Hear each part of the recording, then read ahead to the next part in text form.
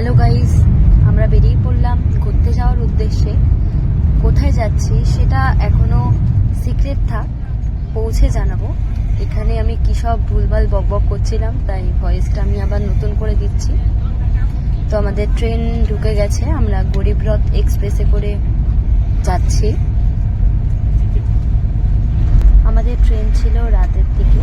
আমি প্রথমবার কোনো ব্লগ করছি, কোনো ভয়েস ওভার দিচ্ছি, তো আশেপাশে অনেক নয়েজ আছে, তো সবাই ইগনোর করো।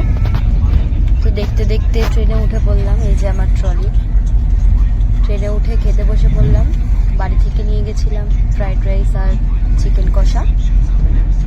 তো আমার সিট পড়েছিল একদম ওপরে, আপারে, তো উপরে উঠে পড়লাম। আমার সাথে ছিল ভাই, মা, মামা, দিদা। তো পরের ব্লগে জানাবো আমরা কোথায় যাচ্ছি। তো সবাই সাথে থেকো,